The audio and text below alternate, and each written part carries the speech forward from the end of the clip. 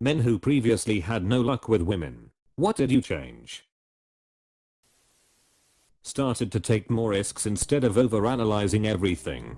Is there a process of how you got your brain to shut up and stop doubting you? Yes. Start doing stuff that scares you. Courage is an habit. And fail. And laugh at your failures. Then fail again. Slightly less badly this time. I have found that it's very liberating to accept the idea that I would fail sometimes. Probably most of the times. And that is okay. Mostly fail to stand up to people's expectations. It made me spend less time trying to over-perfect things and be anxious about what could go wrong. Lost weight / got in shape, learned to read nonverbal / communicate nonverbally, got better at carrying conversations, bought better clothes because old ones couldn't fit anymore. What exactly did you do to learn to read nonverbals? Watch how girls interact with each other when they are out. They don't need to speak. They just shoot looks at each other. I think changing the fashion and haircut was helpful. I used to wear huge t-shirts, too big jeans, too large suit, too large shirts. If you have regular body build, wear fitting clothes. Fitting by size. Don't trust your mum. Don't trust your mum to add to this. Not every woman is an expert in fashion. Some have a great eye for it, but not all of them. Still, I find having fashionable female friends helpful. Keyword is fashionable. You guys have friends? Realizing you could be the greatest person in the world and someone can still not like you, or the girl could be amazing, but you might not like her, and both of those situations are okay. Adding on to this, chemistry equals romance. You can get along great with someone without wanting to date them. That's completely okay. The opposite is also possible. Having romantic interest, but there's zero chemistry between you. What, how? Being caught up in fantasies of what they could be, instead of getting to know them.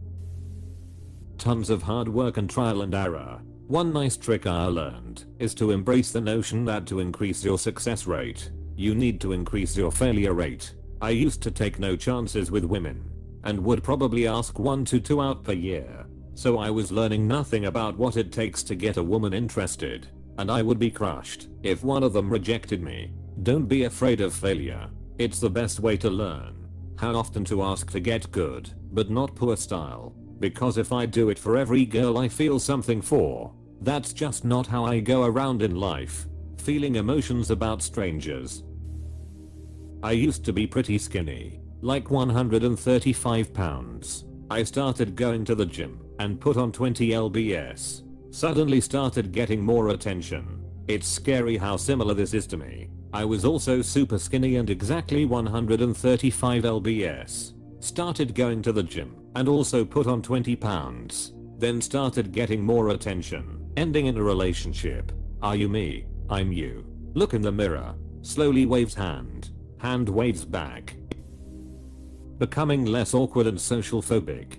And learning how to say less awkward s that weirded people out, you know. Growing up. Also, I got better looking with age. Also showering more. But most importantly, being less afraid of doing my own legwork instead of hoping some woman would just come to me. There were always girls who were into me, and I was too shy to do anything.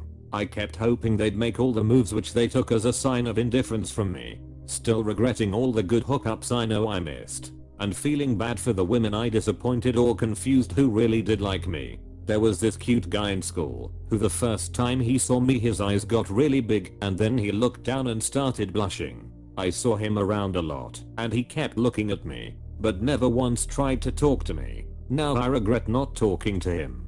But I'm also really shy. Worst case scenario when two introverts are into each other. It's the F worst. I was so insanely attracted to this girl in high school and we meshed perfectly. Always laughing. But both of us thought we just weren't into each other. Ended up dating one of her friends, which made her angry. Come to find out we were both too awkward / shy to make that move on each other. Still friends, but holy hell. Still shooting myself in the foot for that with a shotgun. I was having absolutely zero luck with one woman in particular. So I changed my marital status to divorced. Did I just give away the cheat code? Punny.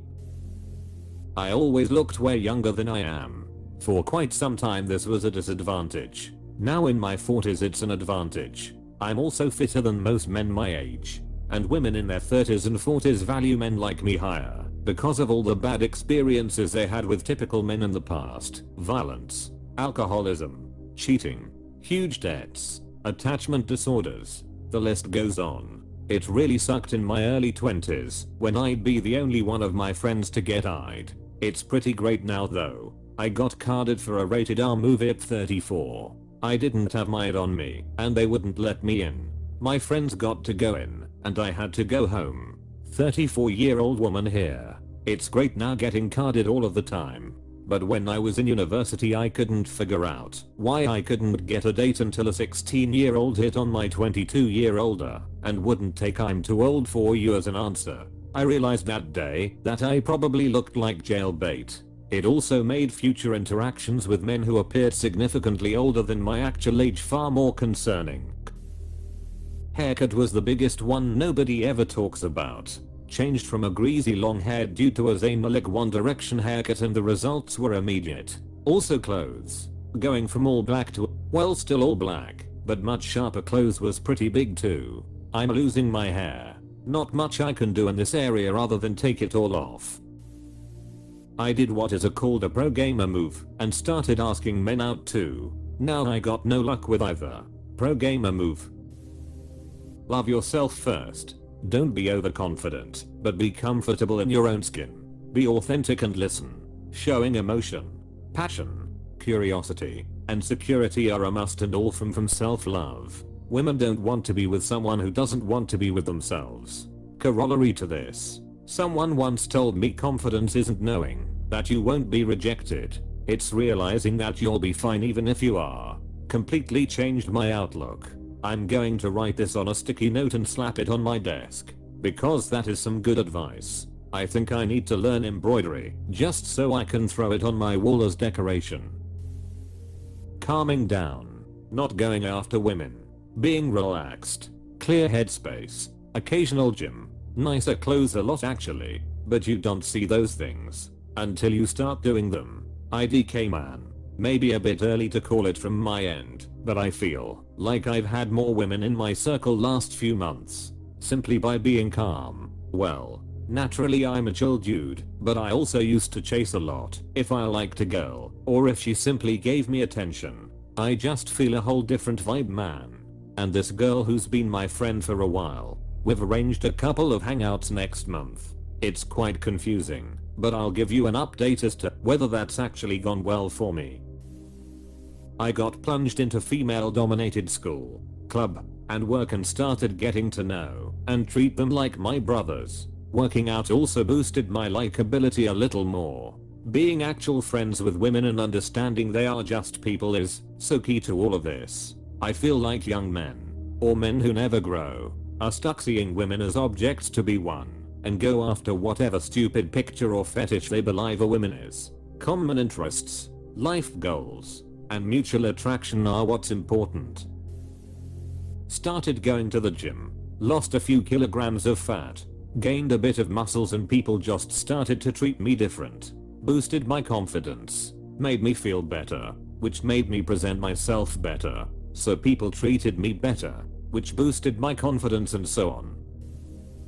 I stopped trying to find a girlfriend and just tried to have friends. Same, but it was about stopping trying to find a girlfriend and be happy with my life, which translates into being a better friend and person to be around. Relaxed me and opened the door more encounters. Okay, the joke answer is to not be depressed, but that's hard work and impossible for some. Realistically, drop 15 pounds if you're fat, gain 15 pounds if you're too skinny, improve your posture, get a haircut that looks good on you.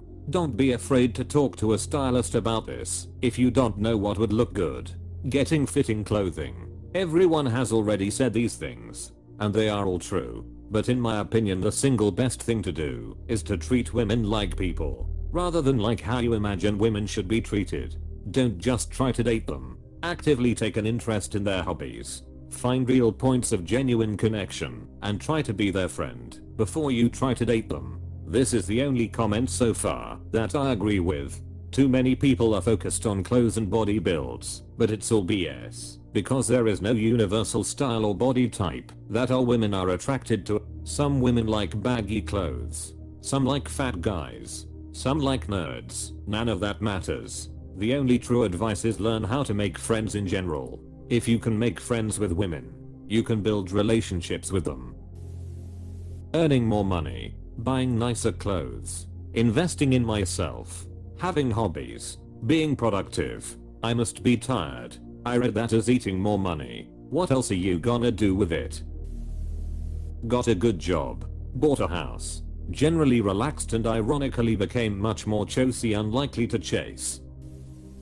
Work on your no, seriously, work out on your muscle. Men think women look on your biceps and chest. Nope, women like finer.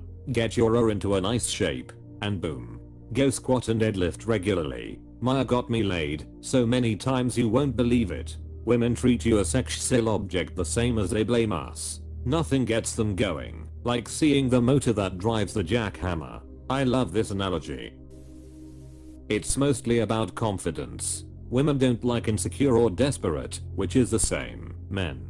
If you don't give a s about what they think of you, you'll attract more. But then again, if you want that, that means that you care about it. So it's a difficult cycle. Also, I found that just talking to them like they are people, instead of something else, works too. What is your advice on not giving a shit? How did you do it? Mentally, I do give a shit. And that is a big problem for me. It's not about not giving a s. It's about not giving other people power over you. Like, it can also be super attractive to give a s if it's in the right way. But if you come off as someone who needs other people's approval, that's the pee dryer. That's called passion and drive. It stopped being cool to not care after high school ended.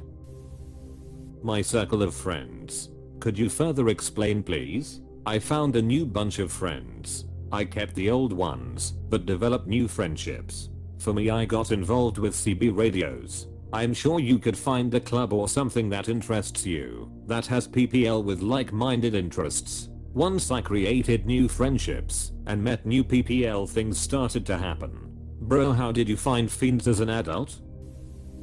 I didn't change anything. My first GF did. Basically, I had a mental block from asking girls out or making a move on them. It took my first GF many attempts that are incrementally direct and daring to get me to actually be like RF it and lose my virginity with her. After that first RS ended, I became confident enough to be more direct with what I want, rather than waiting for girls to make the first move. 1. The internet was invented and Tinder 2. I turned 50 as did the women I date. 3. Money. Women like guys with money more than poor ones, no matter your age. Made myself somebody to be interested to, instead of being this big pile of depressed nothingness. How did you make yourself interesting? Paying in cash, rather than paying with your soul. Gained some confidence in myself, let my humor shine through, showered regularly and developed an aloof easygoing attitude. The fact that I kept growing to be 6 feet 2 also helped. Showered regularly. I love that things like this show up in this thread. As a man, I sometimes stop and wonder what the F is wrong with us men. Me who showers every day, thinking that's the normal. Yeah, WTF is this shower more crap. Be clean. My deodorant and underwear still isn't working though, but that's probably because I'm over 50 and a fat ass. My geographic location. From where to where? USA to Panama to the Philippines. From the west to Asia. Exactly what I was thinking. Let me guess. Now you are suddenly considered tall and rich? Money. Yes. It does makes a difference to have money. Have money, kids.